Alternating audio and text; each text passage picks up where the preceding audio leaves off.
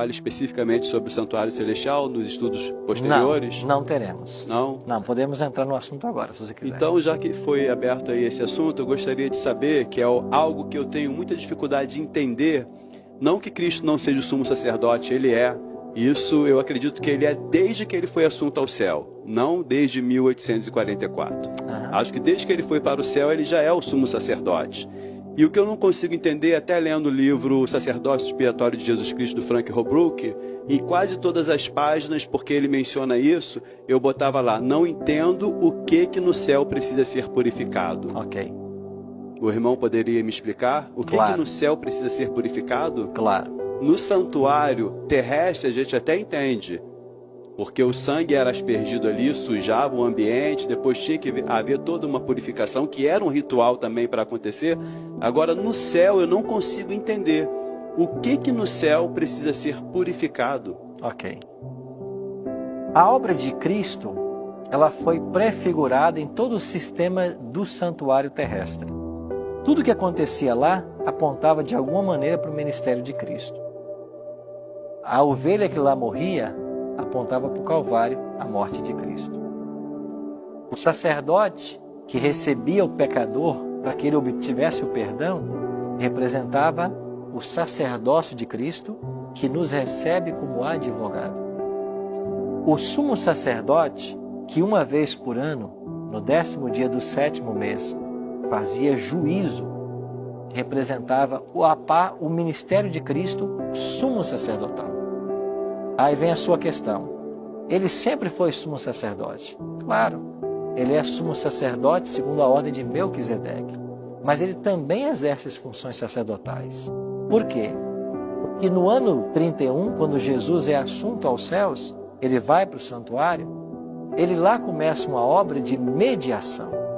E a obra de mediação não era feita pelo sumo sacerdote, era feita pelo sacerdote. Ainda que o título dele seja de sumo sacerdote, mas Cristo também é chamado de sacerdote na Bíblia, então ele do ano 31 até 1844, ele atua como sacerdote. Ele não atua como sumo sacerdote, porque o sumo sacerdote só atuava no dia do juízo. Isso quer dizer que haveria algum momento que Jesus tinha que cumprir o papel sumo sacerdotal e começar o juízo. Aí vamos para Daniel 8,14, que é a profecia que vai dar a data do início do juízo. Até se passarem 2.300 tardes e manhãs, o santuário será purificado. Essa purificação do santuário é uma alusão ao Yom Kippur, ao dia da expiação do santuário terrestre. É o mesmo termo. Assim como no 10º dia do 7º mês o sumo sacerdote vinha para fazer juízo, depois que se passassem 2.300 tardes e manhãs, Jesus tinha que começar um juízo.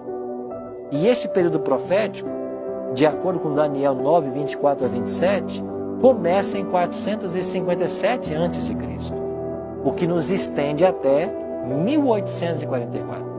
Então, no dia 22 de outubro, que é o equivalente ao 10º dia do 7º mês do calendário judaico, Jesus começa o juízo. Então, ele era sacerdote, ou pelo menos atuava como sacerdote, e agora atua como sumo sacerdote.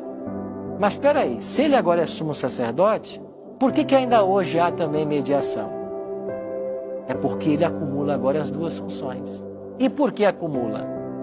Porque lá no santuário, no 10º dia do 7º mês, quando o sumo sacerdote entrava em cena, ele matava um carneiro para a expiação pelo seu pecado e depois matava um bode para a expiação do pecado do povo. Só que no 10º dia do 7º mês, enquanto ele estava fazendo toda a cerimônia de juízo, o que é que morria lá no pátio do santuário 9 da manhã e 3 da tarde? A oferta contínua, o cordeirinho. Então isso ensina que mesmo no dia da expiação, ainda havia mediação para o povo de Israel. Quer dizer que mesmo depois de 1844, Jesus atuando como sumo sacerdote, ele ainda é advogado. Ele ainda medeia por todos nós. E isso vai acontecer até que termine o juízo. Quando terminava o juízo em Israel, o sumo sacerdote saía abençoava o povo e havia uma grande festa, que durava 7 dias, a festa dos tabernáculos. Quando Jesus terminar o juízo no santuário celestial, ele sai do santuário. Diz o Apocalipse, quando ele sair do santuário, o santuário vai encher-se de fumaça, ninguém pode entrar no santuário enquanto não se cumpram as pragas. Cairão 7 pragas e Jesus volta à terra para anunciar a salvação para o seu povo. Tudo prefigurado. Agora, por que é que o santuário celestial precisa passar por uma purificação? Não tem pecado no santuário celestial, mas tem registro de pecado. O que é purificado no santuário é o registro do pecado do justo, que tem que ser apagado. Quando você peca, vimos algumas semanas atrás, os nossos atos vão para os livros de registros no céu. Esses registros estão no céu.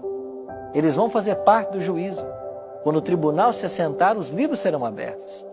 Então, a cena do juízo é uma cena em que o livro é aberto para que o caso seja estudado e o pecado perdoado.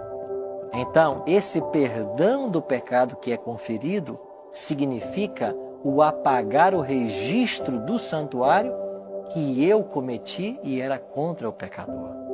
Então você não tem pecado no céu. Você tem um registro do pecado do justo que vai ser apagado. É isso que tem que ser purificado no céu. Ok, então. Então não tem pecado no céu, Não. né? Porque eu pensei que o céu estava manchado com os meus pecados, Não. que são muitos, por O sinal. seu pecado não mancha o céu. registrados. Eles estão registrados. Ok. E o que tem que ser purificado lá é esse registro. Porque se esse registro não for resolvido, você não pode ser declarado justo e salvo. É por isso que nós precisamos de um advogado. Porque o meu pecado está lá. E agora, quando o meu nome é julgado e Cristo é o meu advogado, esse registro é apagado.